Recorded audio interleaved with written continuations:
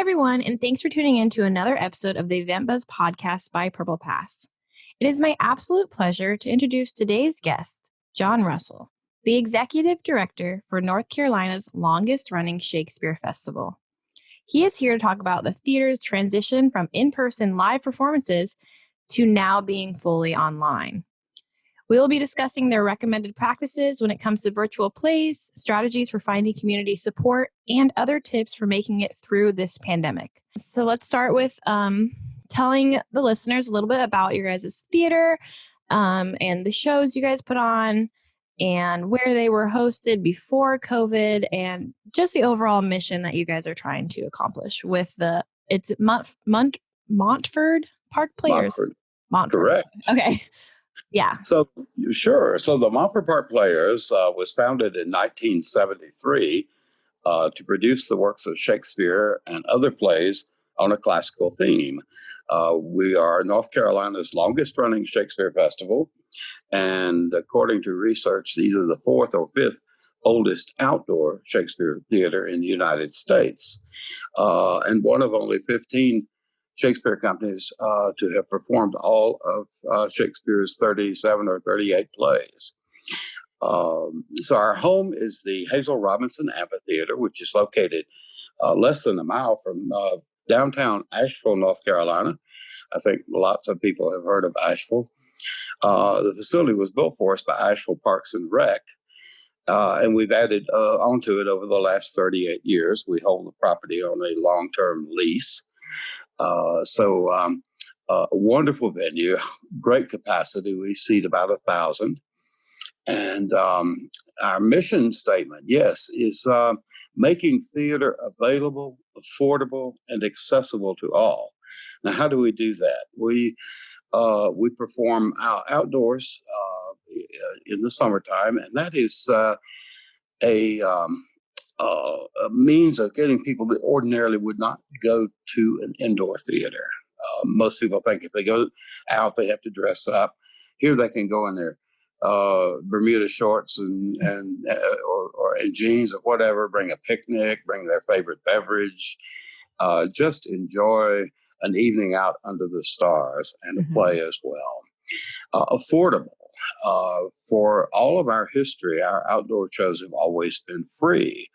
We take donations, encourage donations, of course, but we don't charge anyone to get in. And so this allows folks that don't have a very large disposable income to come and see some quality work and not have to worry about paying a big ticket price.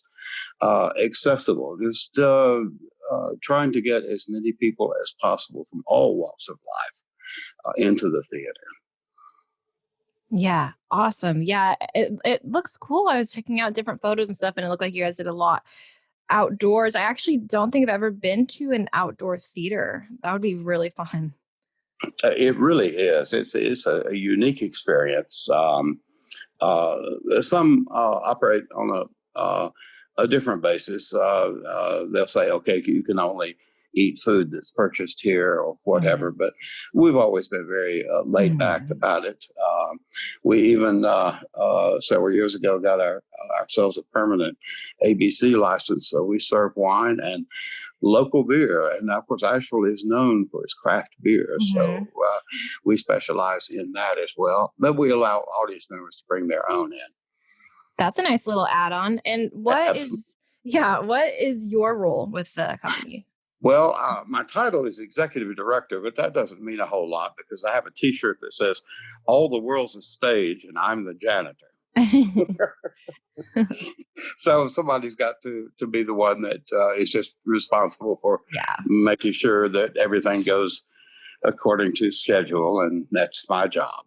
And you guys have, which is one of the main reasons I want to talk to you, because I noticed that you had the upcoming virtual event, Christmas themed, holiday themed. Could you tell the listeners a little bit more about that, since it's going to be online for anyone that might be interested in tuning in? Absolutely.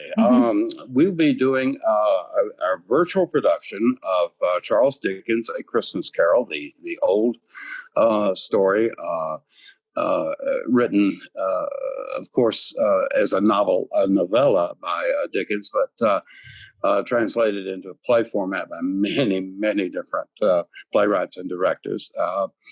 And that will be opening this Friday, tomorrow, and then next Saturday, December the 19th. At 7:30, and will be presented live on our YouTube channel. And so we offer free tickets and the YouTube link, which will be on www.purplepass.com/MPP Christmas Carol 2020. And so YouTube, is that the software you guys are using for all your virtual events? Well, that's how we stream it. And as we stream it, of course, we'll record it. So it'll be available on our YouTube channel, Montford Park Players, for posterity as well. But the production will actually be produced on our Zoom account. So each member will be performing from the safety of their own residence.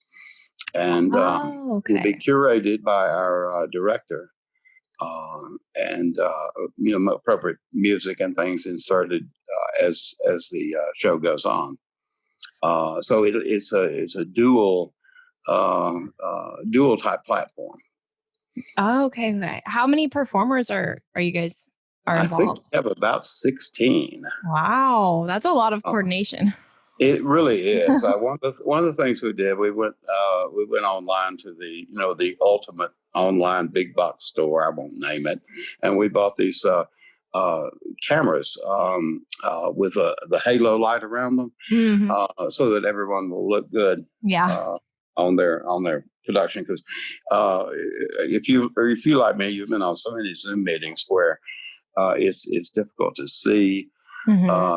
Many people, they don't understand the concept of stage lighting. If we were doing a Zoom call where we could see each other, I have lighting 45 degrees head onto me and 45 degrees down from both sides. So I'm lit like we would on a stage. Yeah, aren't you supposed to do like the 3 different angles? That's it. Like, well, I took some theater classes. Yeah. Yeah, I've definitely been on Zooms where, and people can't help it. Everyone's has to work with what they got, and it's like, hello, like I can't, like it's so That's dark. True. Oh, you see the ones that the only light they have comes from their computer screen, and so they look blue. Yeah. Yeah, we're not all lucky to have like the nice natural light and or they're backlit. Exactly. You guys are definitely making it work. Are you the main person in charge of like kind of coordinating everything, or is there someone else, the director? Actually, we have Jason Williams, who is our director, has put this together, and he's enlisted the help of one of our technical experts, who's a film producer in New York.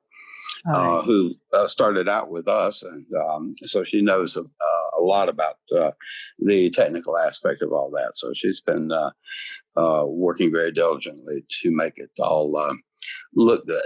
Yeah, I was gonna say, you definitely because this is your first time ever since COVID doing virtual events, correct? Actually, no. We did some early virtual events. Back in the I don't know, March, April, May, and I think the biggest mistake we made on that was not marketing it enough. We did these for our donor base and just did it on Zoom, and we had 4 of our actors who were great at improvisation, and they did improvisation on Shakespeare with the audience calling out people like characters to play. Yeah. And it was wildly successful. And I wish in retrospect that we had marketed it out to the entire community. So obviously now, having learned that, what are your guys' marketing strategies? What's the strategy? Well, absolutely. Let me explain ahead of time that about 70% of our audience is locally based. That is within Western North Carolina. They would be the ones that would actually drive 2 hours or so to come and see a show. But about 30% is from out of our market area, that is outside of Western North Carolina. We've had representation from all over the state, every state in the country, probably about 15 foreign countries over the last few years. So we marketed it with started out with emails to everyone that's on our mailing list. And then we posted it on our social media, our Facebook and Twitter and Instagram.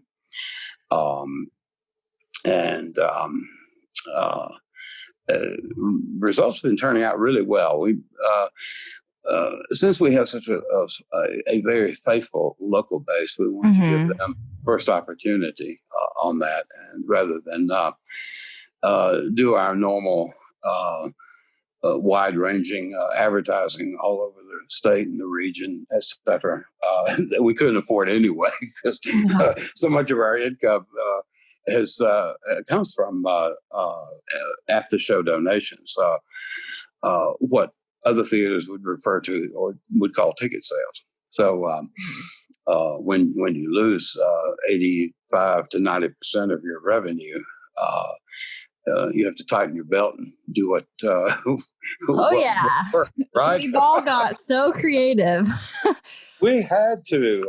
We're all like finding these little loopholes, and we're just like hanging on, but we're making it.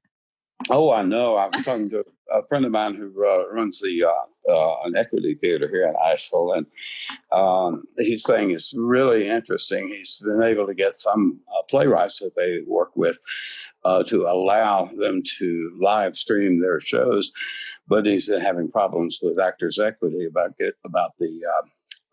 getting equity to agree to let their members do a live show. Oh, so it's a back and forth. It's just what it is. Our actors are all volunteers, even though many of them work professionally in other theaters. That is without an equity card. But there's a thriving theater scene here in Western North Carolina. We have about 18 different theater companies here that on an ongoing basis. Some will pop up, some will disappear. So actors can find work here fairly regularly. Now, that's not to say it's full-time work. Yeah. But you don't see that anywhere. No. You'll go to New York and you go to a restaurant. What do you do? Well, I'm an actor. Yeah, but you're my server. Waiting on a new show, right? Yeah. So the shows you're putting on now, just so I understand, that the performers are all streaming in separately, so no one's going to be together. It's all separate locations. Correct. That will ensure social distancing and avoidance of somebody catching something. Now, we did do one show earlier this year where we streamed it, but it was actually filmed. It was a combination of the show was the Trojan Women. So the Greek chorus was live on Zoom. Other parts of the show were filmed where you would only have 2, maybe 3 at the most characters who had been rigorously tested before they got together and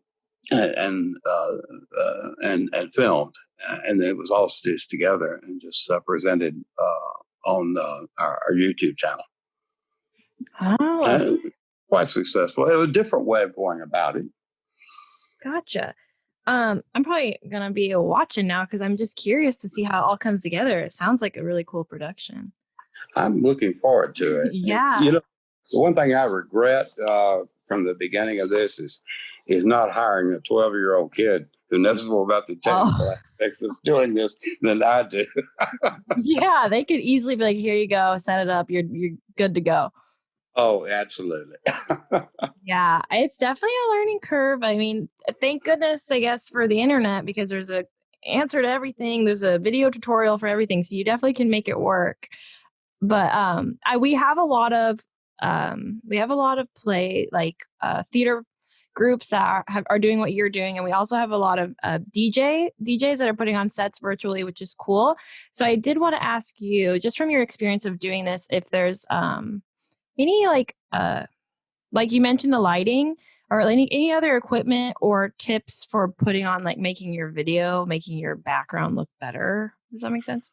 One of the things that our director did some research on virtual backgrounds, which apparently you can stitch together just about any virtual background and have it projected on Zoom. And so he found a number of Victorian style backgrounds that he sent out to the actors and said, choose one or two and make that your virtual background. So, and of course, they're costumed as well. Mm-hmm. So it just pops up. It's not like they need a green screen or anything. It just pops up. Many of them don't require a green screen. If it's one of these, if they have a new computer that's capable, it will generally pop right up right behind them. But in some cases, they old folks like me that have a really old laptop, they say, okay, you probably want to hang a green screen behind you to do that. Yeah, it's definitely a lot of adjustment, a lot of new equipment. Since we're all stuck at home, we have to like update what we have. Very much so. Yeah. So any plans yet for this is a hard question because every single day it's like we're getting better, we're getting worse. But for future events, any plans for maybe slowly like opening or slowly doing outdoor theater? Yes. Yeah. Oh, yes. Pending, of course, the availability of the vaccine and an easing of maximum capacity. And that was one of the things that was that hurt us so much and basically made us close down was, of course, here in North Carolina, we had a very strict lockdown for quite a while. And then when things eased off, business could only reopen with like 10 people and then 25 people. And then finally outdoor events were allowed to reopen, but with a maximum of 100. We can't make any money on that. Yeah. So assuming that we can get the state to agree to a more reasonable maximum capacity, we plan to offer a live in-person season in 2021, consisting of 7 shows back to back over a 26-week period, opening May the 7th, which will include a world premiere of Grimm's Fairy Tales written by 4 local women playwrights. Nice. The North Carolina premiere of The Sword in the Stone, the King Arthur legend, 4 Shakespeare plays, and for Halloween, Living Dead in Denmark. Think Hamlet with zombies, right? Yeah. So we'll use temperature checks, social distancing for seating. We'll require audiences to wear the masks. Our actors will undergo temperature checks, and they'll wear masks backstage. So we'll try to be just as careful as possible. And hopefully, as the year wears on, more people will be able to get a vaccination and things will ease up. Oh, I hope. I hope so. We're all ready. When we first started working on this, COVID tests were not readily available. So we had developed some procedures from the Event Safety Alliance. We bought some forward thermometers. We tested every actor, every tech, that every volunteer that came in. Required them to wear masks. We had gloves for them. Required frequent hand washing, 6 feet distance, the whole 9 yards. So much stuff. It is. There's a lot of things to think about. It's going to be hard to like reprogram my brain eventually in time, hopefully, when we don't have to wear a mask, Well, yes. Well, one of the things I've noticed, and this has happened continuously throughout this pandemic, is that our audience members, particularly those that live locally, have been calling and emailing me and saying, when can you open back up? We miss you all so much. We've gone through the entire Netflix library. We need to get out. Yeah, it's crazy because obviously we're staying home, protecting ourselves, but then at the same time, there's that mental aspect that's unhealthy. Like it's gonna start getting bad, like our mental health, because we need those interactions. Like Oh, we're absolutely. craving it. I Yeah. was on a Zoom meeting last weekend of the alumni from the Governor's School of North Carolina. We had about close to 300 there. And a couple of them told me, he said, you all are the first people we've actually seen outside our house in 8 months. Oh my gosh. Oh, I can't even imagine. When you guys do the events outside eventually, have you ever thought about doing them if you still have to do it at capacity? Also, you could also just film it live and stream it live to like reach. We can, absolutely. I would, And that'll be a plan as long as we have capacity requirements. yeah. So right now we've got a max capacity of 1,000, and right at this point we can put 100 people in the audience. We're hoping that we can get as much as 30% by the time we open in May, and we'll do really well at 30%. Yeah, and then you just need to find that one person if you wanted to stream it. That's really good. I'm not like I'm younger, but I am just telling you, like I just don't understand the streaming world. It confuses me. I don't know, like how you can stream videos live. I don't know why it confuses me, but. Well, one of the things I've been told by the technical experts is that it's much easier and it looks better when you have your own YouTube channel and you can stream it on YouTube Live rather than on Facebook Live. It says there's still some glitches with that. Good tip. Okay. And I guess my last question, since you mentioned you guys are free events,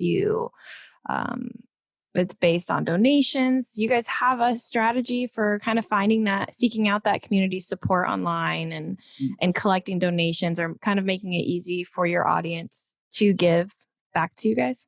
We absolutely do. We always ask for a suggested donation amount, both online and when we're open posted on site.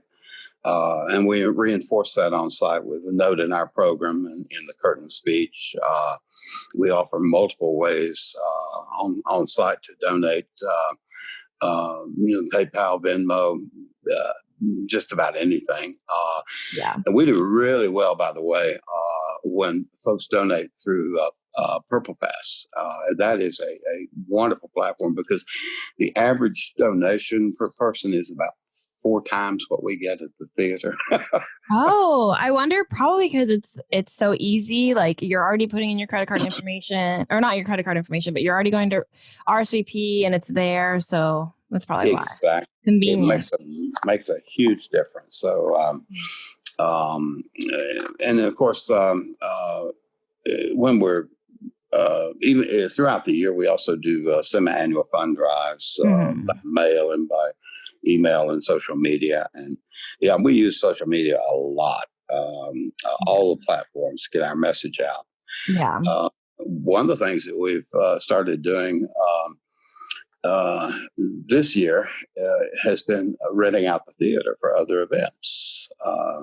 Once we were able to reopen, we've had a number of events there. The local ballet company did a 2 performances over Halloween weekend, wildly successful for them. They were a ticketed event, and so they just did their tickets ahead of time, and then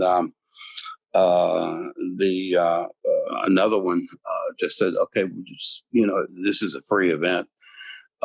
What's the flat rate?"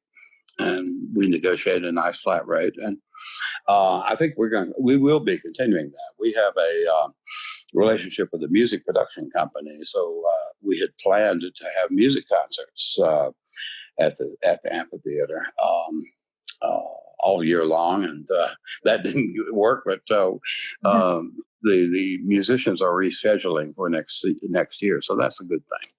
And so currently, people that use the venue, are there rules? Like, is there a capacity limit to We that? use the same Guideline? Yeah. guidelines that basically I've told everybody here's what's required, and then that way it relieves us of liability. That or reduces our liability. Masks, social distancing, everything else. Bigger events, we require that they name us on their liability insurance policy. It's always a good thing to do if you're a producing, a presenting venue as well as a producing venue. Yeah. Events are so fun now because we have all these rules. Oh, absolutely. Like great time. We had some of them before, but this is just okay. I've got a nice large 3-ring binder with all the rules. You want to attend? Here's the manual. Here's how to go. How to do it. One day. We're all learning to live in this new normal. It's crazy. And it's going to be this way, I think, for a while. Eventually, hopefully, we'll get back to doing what we do best, because to be honest, theater is meant to be experienced live and in person. Exactly. It's a different show every night because the actors feed off the audience reaction. Yeah. And so you can see it online once or twice. If you see it several times and it's streamed live, you'll see that noticeable difference, but it's still not the same.